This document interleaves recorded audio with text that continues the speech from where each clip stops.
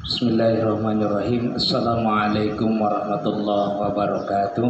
Waalaikumsalam warahmatullahi wabarakatuh. Alhamdulillahirabbil alamin wa bihi nasta'inu ala umuri dunya waddin.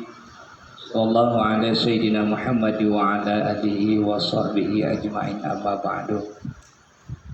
Ibu-ibu yang dirahmati Allah Subhanahu wa taala, puji dan syukur kepada Allah Subhanahu wa taala biqauli alhamdulillahirabbil alamin. Shalawat beserta salam kepada baginda kita Nabi besar Muhammad sallallahu alaihi wasallam biqauli Allahumma shalli ala sayyidina Muhammad wa ala ali sayyidina Muhammad. Ibu-ibu yang dirahmati Allah Subhanahu wa taala, alhamdulillah kita bisa berjumpa lagi dalam kajian ilmu tauhid yang sering kita kaji. Dan kemarin sampai mana Bu pertemuan terakhir dengan saya? Ada yang masih ingat atau lupa semua? Sifat yang wajib bagi Rasul itu baru 2 ya. Ada 4 sifat, cuma yang dibahas baru 2, yaitu sidik sama apa Bu? Amanah. Baru kita membahas sifat sidik dengan amanah. Dan insyaallah pertemuan kali ini tidak akan lama-lama, karena yang akan dibahas cuma 2, tablik dengan fatonah. Tablik dengan fatonah. Cuma sebelum kita melanjut ke sifat yang 2 tadi, tablik dengan fatonah, saya ingin mengingatkan kembali yang sudah kemarin kita bahas. Apa itu sifat yang wajib bagi Rasul, apa itu sifat yang mustahil bagi Rasul, dan apa pula sifat yang wajib bagi Allah dan mustahil bagi Allah. Kalau ibu-ibu sering membaca kan sering ditulis tuh, insyaallah tahu tuh. Jadi sifat yang wajib bagi Allah itu, ini mengulang sedikit. Sifat yang wajib bagi Allah itu adalah sesuatu yang tidak menerima kata tiada. Sifat yang wajib bagi Allah adalah sesuatu yang tidak menerima kata tiada. Bagaimana pemahamannya Ustaz? Pemahamannya contohnya seperti Allah bersifat basar. Allah bersifat basar berarti Allah melihat. Itu sifat melihat, itu sifat yang wajib bagi Allah. Maka Allah tidak pernah tidak melihat, biarpun sedetik pun atau sekedip pun. Itu maksudnya. Maksud daripada sesuatu yang tidak pernah menerima kata tiada. Artinya Allah tidak pernah merem gitu lah. Bukan merem, nanti merem itu merem ayam pula kan. Tidak pernah merem biarpun 1 detik pun. Jadi melihatnya bagaimana Ustaz? Ya dengan sifat basar, bukan dengan mata. Kalau dengan mata pasti berkedip. Karena kalau tak berkedip kelilipan. Lalu kemudian kalau melihat dengan mata, sering saya sampaikan, apa bedanya dengan manusia? Kan gitu. Jadi maka Allah itu melihatnya dengan sifat basar, bukan dengan mata. Lain lagi dengan sifat yang wajib bagi Rasul. Kalau sifat yang wajib bagi Rasul itu sesuatu yang tidak pernah terpisah dari Rasul. Sidik, amanah, tablik, amanah, fatonah. Yang 4 ini tidak pernah terpisah dari Rasul selagi Rasul itu hidup. Lalu kemudian kalau bagaimana Rasul kalau sudah meninggal, ya hilang sifat sidiknya, sifat amanahnya, sifat fatonahnya, sifat tabliknya. Ustaz, kalau seperti itu berarti Rasul tidak pernah melakukan kesalahan. Betul. Lalu bagaimana dengan yang sering kita bahas? Contoh nih, contoh kecil. Ketika di surga kan Nabi Adam, kata orang-orang biasa kita kan bilangnya melakukan kesalahan, memakan buah huldi kan gitu. Kalau ibu-ibu punya itikat tauhid yang luar biasa kepada Rasul, itu tidak akan dianggap kesalahan. tetapi itu adalah syariat pelajaran untuk kita. Contoh besarnya, pertanyaan saya, seumpama Nabi Adam tidak makan buah huldi, ada nggak kita di dunia? Tidak ada. Maka itu bukan suatu kesalahan sesungguhnya, tetapi syariat pelajaran untuk kita. Maka bersihkan dulu di dalam dada kita. Jangan sambil berpikir, Rasul itu melakukan kesalahan juga toh, orang manusia. Padahal udah maksum, udah terpelihara dari kesalahan, apalagi dari dosa. Pernah terjadi umpama, sering kita mendengar ketika Rasul sholat duhur, rupanya lupa, cuma 2 rakaat. Diingatkan dari belakang, ya Rasul, kenapa tadi sholat duhur kok 2 rakaat, bukannya 4 rakaat? Apa kata Rasul? Saya tidak sengaja melakukan hal seperti itu dan tidak pun berniat untuk melakukan 2 rakaat. Yuk kita ulang lagi, bukan diulang, kita lanjut lagi sholatnya. Artinya apa? Seumpama Rasul tidak melakukan hal itu, bagaimana kacaunya sekarang? Ketika imam salah gimana coba? Mungkin berdebat di belakang. Oh salah 2 rakaat, udah bener gitu. Tapi bagaimana syariatnya, pelajarannya untuk kita? Kalau perempuan kan ditepuk, berarti ada yang salah dengan saya ketika saya jadi imam. Kalau yang laki-laki kan subhanallah, baru berdiri lagi. Itu kesalahan yang ada di diri Rasul itu sebenarnya bukan kesalahan, melainkan suatu syariat atau pelajaran untuk diri kita. Maka mulai sekarang yuk kita bersihkan hati kita. Jangan beranggap bahwa sesuatu yang terjadi pada Rasul yang dianggap kesalahan itu adalah kesalahan. Bukan, tetapi syariat pelajaran untuk kita. Oke, kita lanjut. Mustahil pada Allah pengertiannya adalah sesuatu yang tidak pernah ada pada Allah. Sifat mustahil bagi Allah itu pengertiannya sesuatu yang tidak pernah ada bagi Allah. Contoh, ilmu itu kan pintar, lawannya itu bodoh, jahil. Jadi jahil ini mustahil berada pada Allah.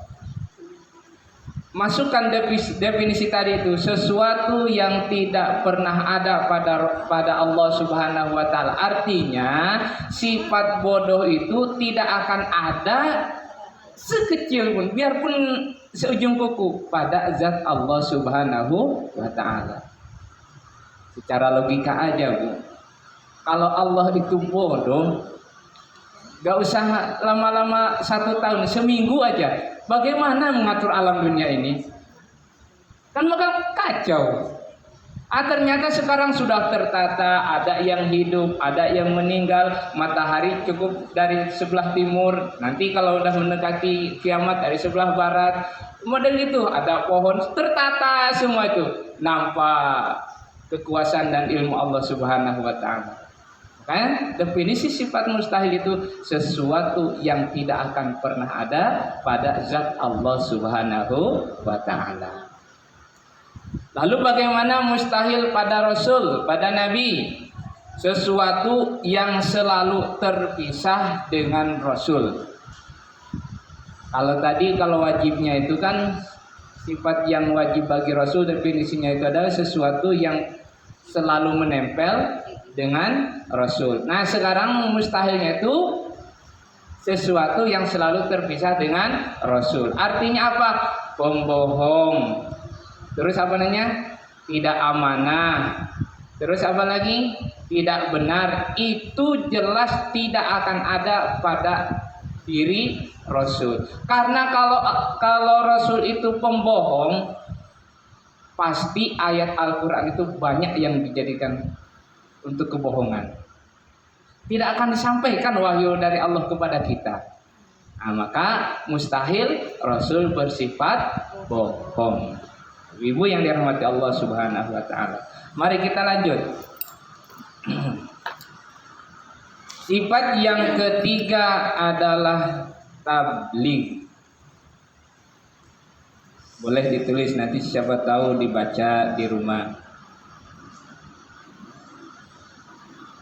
Sifat yang ketiga adalah tabligh, artinya menyampaikan.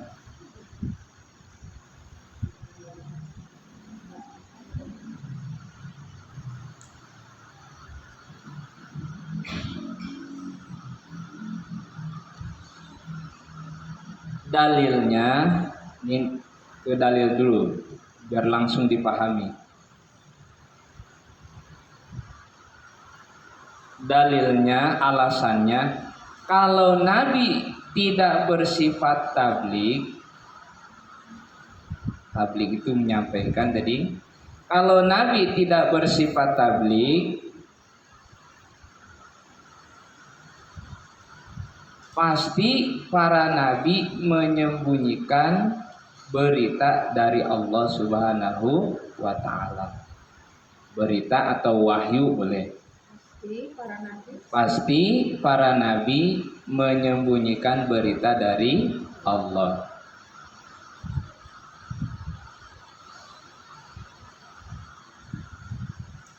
Nah, garis baru.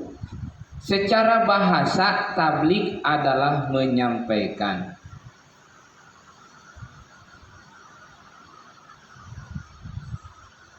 Secara bahasa, tabligh adalah menyampaikan.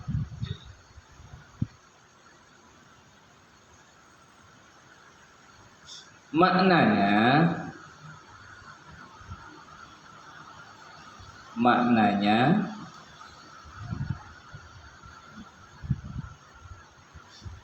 para nabi menyampaikan segala berita dari Allah Subhanahu wa taala. Maknanya para nabi menyampaikan segala berita dari Allah Subhanahu wa taala.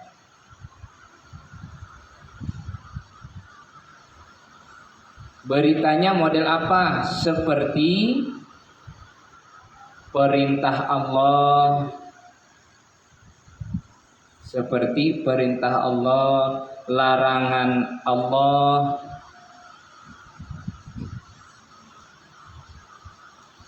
terus kemudian yang sunah-sunah, yang makruh, yang mubah,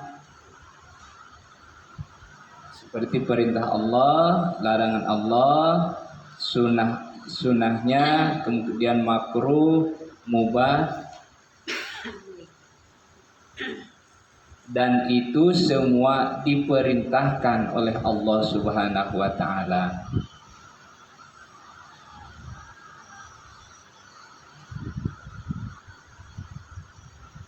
Garis baru, ada 3 macam berita atau perintah yang diterima dari Allah. Ada 3 macam berita yang diterima dari Allah oleh para nabi dan rasul. Oleh para nabi dan rasul. Ada 3 macam berita yang diterima dari Allah Subhanahu wa taala oleh para nabi dan rasul. 1, berita itu wajib disampaikan kepada manusia atau kepada umatnya. 1, berita itu wajib disampaikan kepada manusia atau umatnya.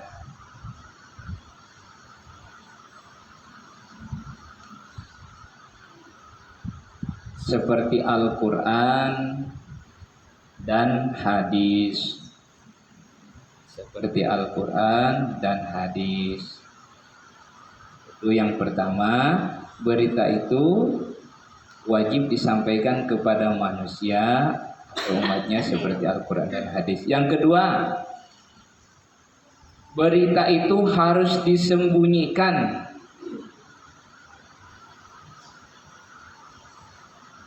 Berita itu harus disembunyikan maksudnya tidak disampaikan kepada umatnya, maksudnya tidak disampaikan kepada umatnya,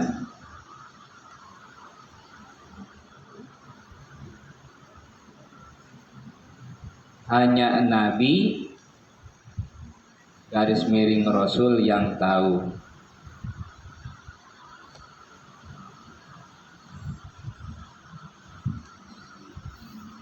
Hanya Nabi garis miring Rasul yang tahu. Yang ketiga, Ada contohnya Pak Ustaz? boleh. Ini contohnya harus dijabarkan. Ini contohnya hari kiamat gitu aja. Contohnya hari kiamat. Ini harus agak dibahas panjang. Kalau ditulis mau 2 lembar nih. Ya, tapi kan ini kan udah Nah, contohnya hari kiamat.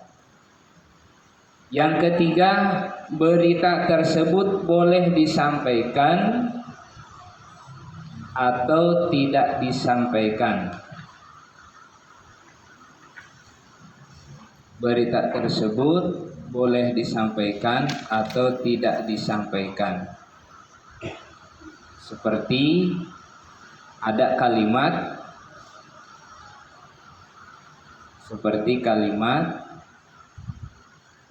siapa yang mengenal dirinya, siapa yang mengenal dirinya, maka mengenal akan Tuhannya. Maka mengenal akan Tuhannya.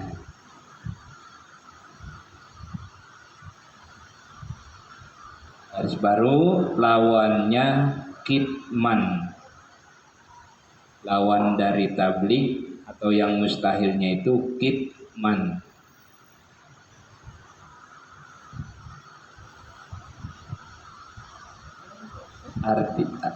Garis baru, lawannya kitman.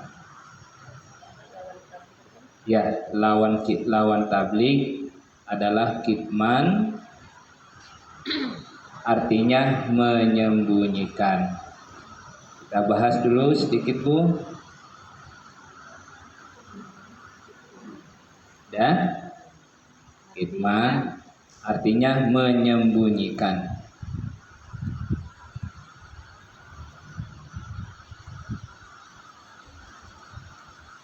Oke. Kita sebenarnya ini tanpa dijelaskan udah bisa dicerna nih Bu kalimatnya, karena udah saya oret-oret bagaimana supaya bisa dipahami gitu kan. Maka kalimat-kalimat ini insya Allah tanpa dijelaskan pun dengan membaca sendiri insya Allah bisa dipahami. Tabligh artinya menyampaikan. Apa dalilnya? Dalilnya itu kalau Nabi tidak bersifat tabligh, pasti para Nabi menyembunyikan berita dari Allah Subhanahu wa ta'ala. Maksudnya begini, kalau Rasul itu tidak bersifat tabligh, sudah pasti, sudah jelas Al-Quran itu tidak akan disampaikan kepada kita. Bahkan bukan hanya Al-Quran, mungkin kabar-kabar yang lain seperti hadis, seperti larangan, perintah, ini yang sunnah, ini yang wajib, kita tidak akan tahu. Kenapa tidak tahu? Karena tidak disampaikan oleh baginda Rasulullah Shallallahu Alaihi Wasallam. Akan tetapi sekarang kita kenyataan yang sudah kita terima, kita tahu. Bahkan banyak yang ngasih tahu sekarang dari ibarat kiai, buya-buya, ustad-ustad. Itu bukti bahwa Rasulullah Shallallahu Alaihi Wasallam itu bersifat tabligh. Karena apabila mereka menyembunyikan sebagian dari berita dari Allah Subhanahu wa ta'ala, umpamanya Rasul ini menyembunyikan enggak seutuhnya, sebagian atau satu huruf aja. Kata dari Allah Subhanahu wa ta'ala, sampaikanlah kepada umatmu, wahai Rasul, wahai Nabi, kan gitu. Gak usah semuanya, gak usah separuh, satu huruf saja tidak disampaikan kepada kita, maka apa yang terjadi efeknya nanti? Kita sebagai umatnya banyak yang berbohong, kita akan menyampaikan sesuatu amanah. Tuh. Kemudian secara bahasa tabligh menyampaikan, maknanya para nabi menyampaikan segala berita dari Allah Subhanahu wa taala seperti perintah, larangan, sunnah, makruh, mubah, dan itu semua diperintahkan oleh Allah Subhanahu wa taala. Ini udah ditulis. Ada 3 macam berita yang diterima dari Allah kepada Rasul. Yang pertama, apa tadi? Berita itu wajib disampaikan kepada manusia. Nah, ini berita yang diterima oleh Nabi dan Rasul, lalu kemudian wajib disampaikannya kepada manusia atau kepada umatnya. Yang kedua, harus disembunyikan berita itu. Artinya berita tersebut itu hanya untuk Rasul, hanya untuk para nabi, tidak untuk disampaikan kepada manusia. Apakah itu berbohong? Tidak amanah? Amanah. Kok bisa amanah? Karena kata Allah Subhanahu wa taala, berita ini cukup untuk dirimu, jangan disampaikan kepada orang lain. Maka dia itu bersifat amanah. Contoh ginilah, biar kita bisa memahami. Saya nitip uang 500.000 kepada si B untuk diserahkan kepada si C. Kata saya, tolong B, kasihkan uang ini 500.000 kepada si C. Jangan sebutkan nama saya, cukup kamu aja yang tahu. Ketika ini si B ini menyampaikan ke sana, ini uang Pak 500.000 dari siapa? Bapak terima ajalah uangnya, tak perlu tahu nama yang memberi uang ini. Kira-kira amanah enggak ini? Amanah. Nah, begitu juga dengan tadi. Bukan berarti Nabi itu pembohong, tidak pernah menyampaikan. Tidak. Justru dengan itu dia amanah. Model tadi si B. Si B itu justru amanah. Karena apa? Amanat dari saya, tolong jangan disampaikan nama saya ketika saya memberi uang 500.000. Maka di sini kita harus memahami, jangan beriktikad salah, apalagi berprasangka buruk kepada Nabi dan Rasul. Nah itu. Lalu yang ketiga, berita tersebut boleh disampaikan atau tidak disampaikan. Ini berita ini Bu, wahyu ini boleh disampaikan kepada manusia, kepada umatnya, boleh tidak disampaikan. Disampaikan dan tidak disampaikannya ada 2. Satu, disampaikan ketika Nabi dan Rasul masih hidup. Yang kedua, disampaikannya ketika Rasul sudah meninggal. Lewat apa? Lewat mimpi. Memang kalau ulama hadis, yang kalimat yang disampaikan ketika di dalam mimpi itu tidak termasuk hadis. Kenapa? Karena rawinya tidak jelas. Maksudnya kan kalau hadis yang tertulis ini kan ini nyambung ke sini, nyambung ke sini, nyambung ke sini sampailah kepada Rasulullah Shallallahu Alaihi Wasallam. Tetapi kalau ulama tasawuf menerima, boleh itu sebagai hadis. Contoh tadi ditulis, man arofa nafsahu arofa robbahu. Itu artinya, barang siapa yang mengenal dirinya, maka mengenal akan Tuhannya, maka akan mengenal Allah.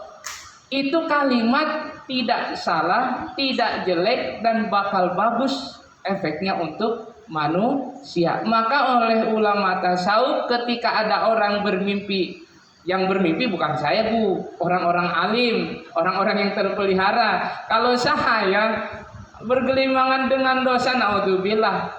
Kata kuncinya begini Bu, Rasul itu orang suci, orang bersih. Tak mungkin Rasul berjumpa dengan orang kotor. Gitu aja.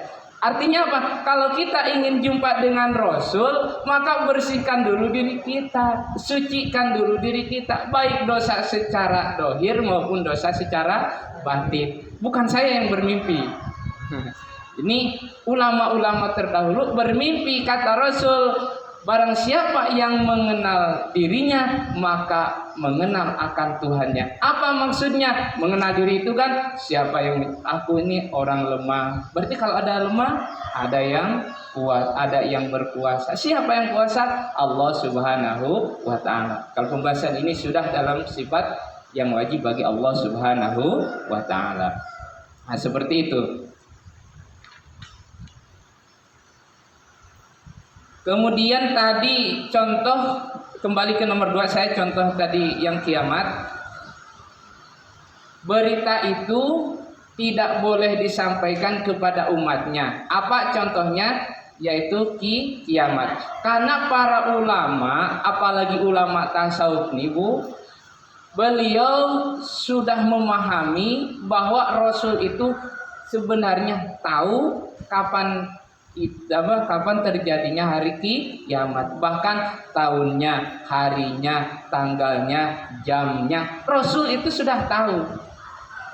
Cuma tidak disampaikan. Kenapa? Karena saya tadi jangan menyampaikan bahwa yang ngasih uang itu saya. Cukup sampaikanlah yang lain, apa uangnya. Cukup sampaikanlah tanda-tanda kiamat. Nah, ibu yang dirahmati Allah Subhanahu wa taala. Udah hampir 30 menit Bu. Nanggung ya. Sedikit lagi. Fatonah. Ditulis atau langsung aja nih Bu? Tulis boleh.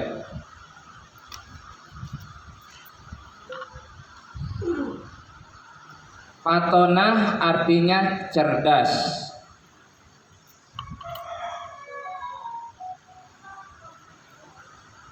Fatonah artinya cerdas.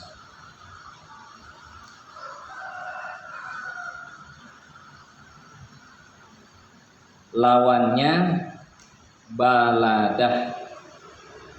Baladah artinya bodoh.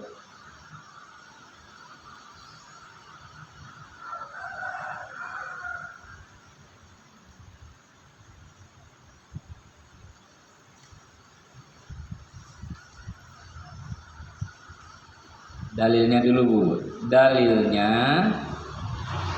kenapa nih kok Nabi ini bersifat fatonah? Nah, ini alasannya nih. Apabila Nabi bodoh,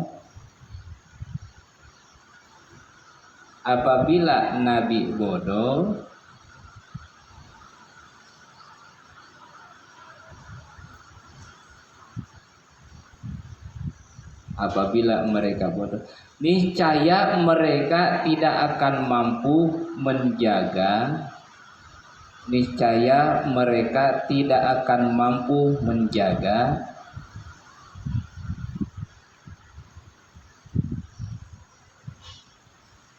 kalimah Allah Subhanahu wa taala.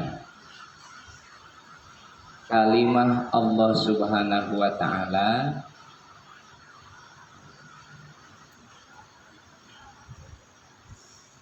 garis miring kebenaran, garis miring kebenaran, untuk mengalahkan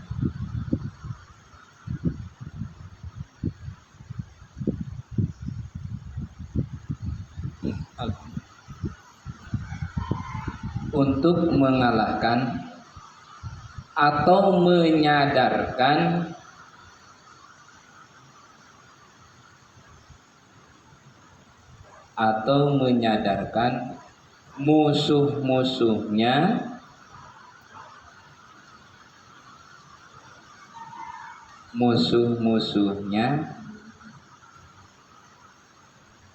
yang batil atau sesat,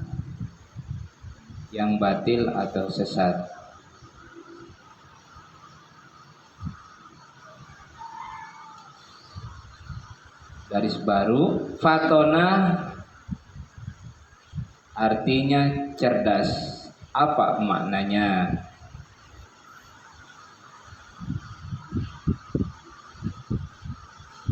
Fatona artinya cerdas.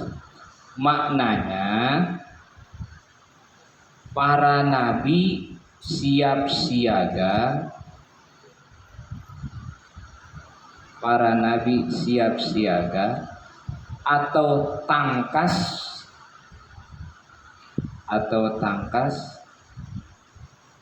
boleh biar bisa lebih dipahami. Gercep, apa bu gercep? Gerak cepat, biar makin paham maksud saya. Nyari-nyari kalimat yang bisa dipahami. Untuk mengalahkan musuh-musuhnya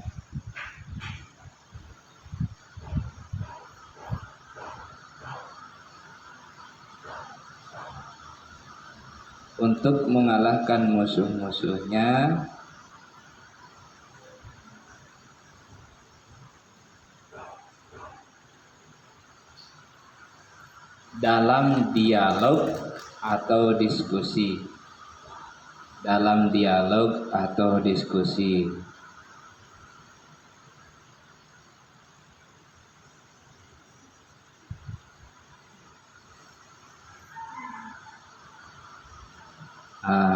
Langsung aja ke lawannya. Balada, garis baru, lawannya balada, artinya bodoh, maknanya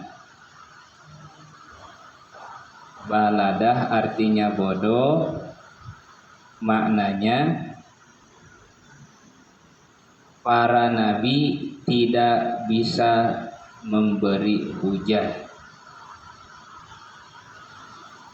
dan ini mustahil bagi nabi dan rasul. Balada artinya bodoh, para nabi tidak bisa memberi hujah. Alhamdulillah selesai bu pembahasan ilmu tauhid sampai 2 tahun. Tidak bisa memberi hujah. Hujah itu alasan, bukan hujan. Kalau hujan air nanti. Hujah pakai H. Bukan hujan. Kalau yang memberi hujan bukan Nabi, Allah.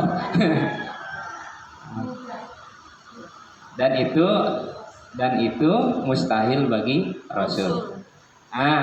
Oke, sedikit kita jelaskan biar lebih bisa dipahami. Fatonah cerdas, lawannya baladah bodoh. Dalilnya apabila Nabi bodoh, niscaya mereka tidak akan mampu menjaga kalimah Allah Subhanahu wa taala atau kebenaran untuk mengalahkan atau menyadarkan musuhnya. Jadi maksudnya kalau Nabi tidak pintar, tidak bersifat patona, pasti Nabi dan Rasul itu kalah dalam berhujah, dalam berargumen. Kalau Nabi tidak bersifat patona, maka tidak akan ada orang yang beriman kepada Allah dan Rasul. Itu maksudnya. Garis baru tadi, patona cerdas, maksudnya para nabi siap siaga atau tangkas, gercep, gerak cepat mengalahkan musuh-musuhnya dalam dialog atau diskusi. Artinya, maksudnya begini, Nabi dan Rasul itu mampu berhujah, memberi alasan karena mereka cerdas dan dapat menggagalkan pemahaman-pemahaman yang sesat. Contoh, ketika di zaman Nabi Isa ada raja yang mengaku, aku adalah Tuhan kalian, inni rabbukumul a'la. Raja siapa tuh? Fir'aun. Kata Fir'aun kepada Nabi Musa dan pengikut-pengikutnya, wahai manusia, anna rabbukumul a'la, aku adalah Tuhan kalian. Karena Nabi itu bersifat cerdas, pandai, gerak cepat, tangkas, maka langsung ditanya oleh Nabi Isa, wahai Fir'aun, kalau engkau sekarang adalah Tuhan kami, lalu siapa Tuhan ayahmu? Karena ayahmu sudah mati. Kalau Tuhan ayahmu kamu, Fir'aun, kan kamu baru lahir. Berarti ada Tuhan sebelum ayahnya. Sebelum Fir'aun. Berarti ada Tuhan lagi untuk Tuhan ayahnya. Maka ditanya seperti itu. Dengan pertanyaan seperti itu, maka banyak pengikut Fir'aun yang ikut kepada Nabi Musa, beriman kepada Nabi Musa. Contoh sederhana lagi terjadi di zaman baginda Rasulullah Sallallahu Alaihi Wasallam, ketika berhala-berhala di dinding Ka'bah. Ini kalau saya sambungkan di dinding Ka'bah, kan ditanya sama orang-orang Yahudi sama Nasrani, wahai kalian, apakah ini Tuhanmu? Ya Muhammad. Lalu bagaimana kalau ini Tuhanmu ketika hidungnya lepas, lalu telinganya lepas? Ya kami tambahlah wahai Muhammad. Lalu kemudian bagaimana kalau bajunya kotor? Ya kami cucikan wahai Muhammad. Oh seperti itu. Berarti kalau seperti itu, kalian yang mengurus Tuhan, bukan Tuhan yang mengurus kalian. Padahal sesungguhnya itu Tuhan itu yang mengurus kalian. Sekarang justru kalian yang mengurus Tuhan. Dengan kalimat-kalimat itu, dengan hujah-hujah sederhana seperti itu, maka tidak sedikit orang yang mengikut baginda Rasulullah Sallallahu Alaihi Wasallam. Dan hujah Nabi dan Rasul itu tidak seperti saya. Untuk menjawab pertanyaan ibu, di mana tadi halamannya ya? Alkitabnya apa tadi ya? Tidak seperti itu Rasul dan Nabi itu. Begitu ditanya, langsung. Makanya tadi dibilang gerak cepat. Dalil itu sudah di sini semua, tinggal mengungkapkan aja. Apa pertanyaannya? Set. Nah, apa pertanyaannya? Set. Tidak. Oh Bu, karena tak dapat di sini, besok ya pertemuannya akan datang. Ah, kacau tuh. Itu masih bersifat dengan sifat bodoh. Nah, ibu yang dirahmati Allah Subhanahu wa taala, mungkin itu yang bisa saya sampaikan, mudah-mudahan bermanfaat khusus untuk diri saya sendiri, umumnya untuk kita semua yang hadir di sini. Amin ya Allah ya rabbal alamin. Mari kita berdoa. Kita awali doa kita dengan tawasul. A'udzubillahi minasyaitonirrajim. Bismillahirrahmanirrahim. Ila hadratin Nabi Mustafa Muhammadir Rasulillah sallallahu alaihi wasallam wa ala alihi washabihi wa dzurriyyatihi wa azwajihi wa lil baiti ajmain wa likafatil anbiya'i wal mursalin summa ila ruhil malaikatil muqarrabin wal qarabin wa syuhada'i was sholihin wal ulama'il amilin wal musannifin summa ila ruhi Muhammad sallallahu bin Muhammad wa ila ruhi Haji Abdul Karim bin Muhammad wa ila ruhi Sallallahu bin Bawad wa ila abaina wa ummahatina wal ajdadina wal jaddatina wal arwahil muslimina wal muslimat wal mu'minina wal mu'minat, khususan ya Allah li arwahi almarhumah min ahli perwiridan Miftahul Jannah wa khususan ala hadiniyah wa ala kulli niyatin sholih min hadihi perwiridan Masjid Miftahul Jannah. Al-Fatihah. A'udzu billahi minasyaitonir rajim. Bismillahirrahmanirrahim. Alhamdulillahi rabbil alamin. Ar-Rahmanir Rahim. Maliki yaumiddin. Iyyaka na'budu wa iyyaka nasta'in. Ihdinas siratal mustaqim. Siratal ladzina an'amta 'alaihim ghairil maghdubi 'alaihim